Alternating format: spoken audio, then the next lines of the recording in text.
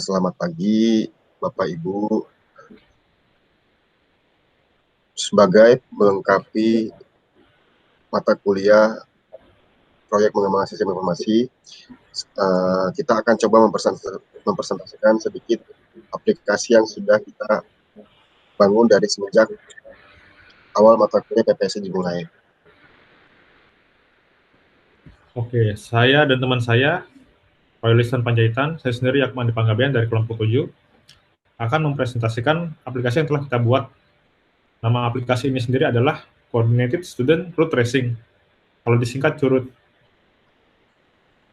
Oke, langsung saja. Sebenarnya aplikasi ini kita buat untuk membantu orang tua dan murid ketika si anak hendak berangkat ke sekolah.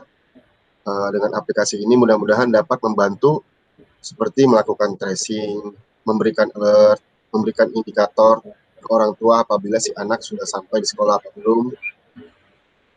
Oke, bro. Oke, kita akan mulai dengan proses registrasi. Jadi di button login, di halaman login, ketika kita belum memiliki akun, kita bisa melakukan registrasi dengan mengklik tulisan atau teks create one. Selanjutnya kita akan diarahkan ke form pemilihan role. Di sini ada 3 role, parent, student, dan school. Di sini kita ambil sampel parent, next. Nah, setelah itu kita bisa melakukan input nomor HP, nama, dan juga alamat. Untuk inisiasi pertama kali ketika form ini dibuka, dia akan mengambil lokasi terkini dari diri kita. Di sini contohnya, ini alamat terkini saya. Saya melakukan registrasi.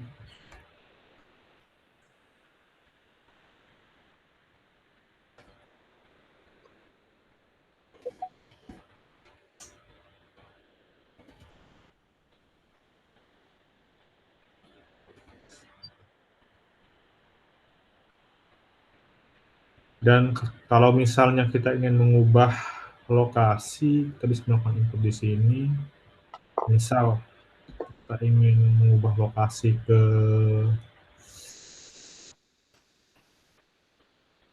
Blok M,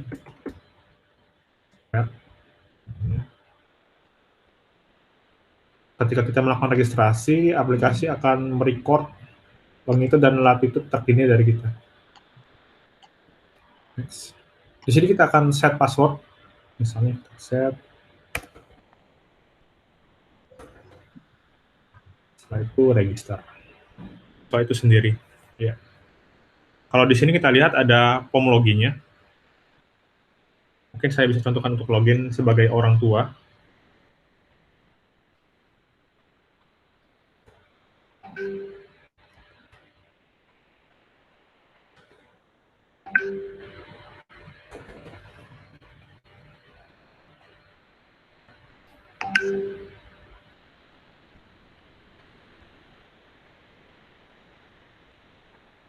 Oke, jadi sebagai orang tua sendiri ada beberapa fitur. Jadi apa saja bro, nanti gue edit. Yang pertama tracing. Jadi ketika kita klik button trace, akan muncul list dari anak yang telah diregistrasi. Kalau kita lihat di sini ada 2 nama anak papa dan anak tes.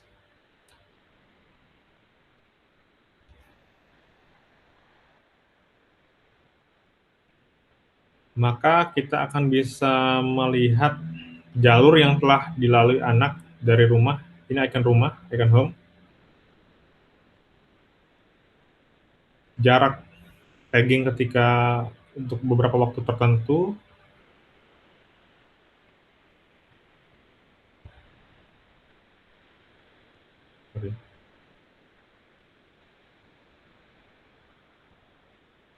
Beberapa waktu tertentu.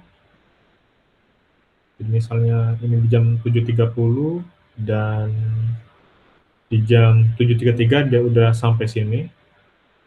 Sampai akhirnya dia sampai ke sekolah. Di sini.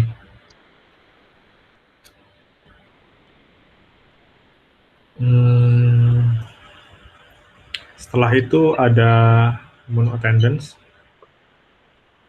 Ini ketika nantinya si anak melakukan absensi di sekolah, maka akan muncul list dari waktu absensi anak itu sendiri, dan seterusnya ada di menu insiden. Nah, di menu insiden ini sendiri ditujukan ketika ada isu. Jadi setiap user bisa mengakses menu insiden ini. Kegunaannya adalah ketika ada isu, kita bisa memilih misal jenisnya apa, dan kita bisa memberi deskripsi bahwa ada kecelakaan di dalam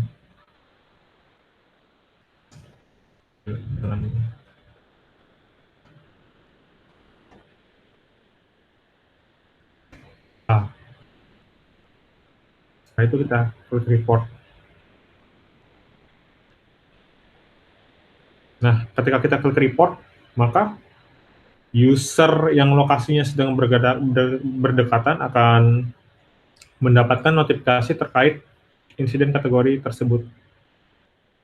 Oke, selanjutnya, iya.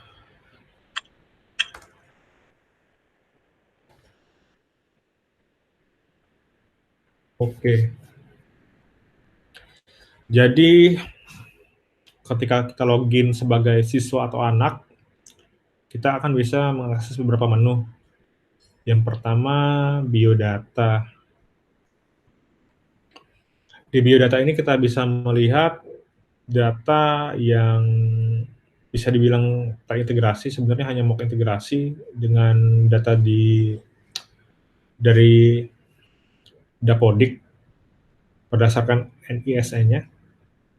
Di form ini juga kita bisa melihat nama, jenis kelamin, tempat lahir, tanggal lahir, dan juga school atau sekolahnya. Dan di sini dia bisa registrasi ke sekolah. Untuk sekarang data sekolahnya baru ada 1. Setelah itu insiden ini sama seperti menu sebelumnya yang tadi kita akses di menu orang tua. Check-in. Nah, di check-in ini nantinya di pas dari siswa akan melakukan scanning terhadap QR code yang telah disediakan oleh pihak sekolah, sehingga dia bisa melakukan absensi. Nah, di sini ada menu, ada tombol panic button. Jadi kita ketika login sebagai siswa, dan setelah kita login, maka ketika kita buka aplikasi, menu pertama yang akan tampil adalah menu ini. Panic button ini sendiri memiliki fungsionalitas ketika diklik, maka dia akan mengirimkan notifikasi ke orang tua, ke device-nya orang tua. Kalau kita skip, maka dia akan kembali lagi ke halaman utama siswa.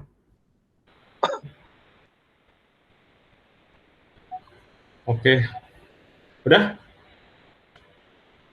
Udah, kelihatan. Dan berikutnya adalah menu QR. Jadi siswa bisa mengenerate QR. QR ini fungsinya apa? Jadi ketika ada parent device atau device dari orang tua yang ingin melakukan pairing ke device-nya siswa, sehingga nantinya si device-nya orang tua ini bisa melakukan tracing ke device-nya siswa, bisa melalui barcode ini. Jadi seorang tua nanti memiliki fungsionalitas di aplikasinya untuk melakukan scan terhadap barcode. Oke, dan adalah location reporternya. Jadi ini adalah foreground service yang secara berkala akan melaporkan lokasi anak ke server, dan nantinya data dari server akan di render ke device orang tua melalui sebuah map.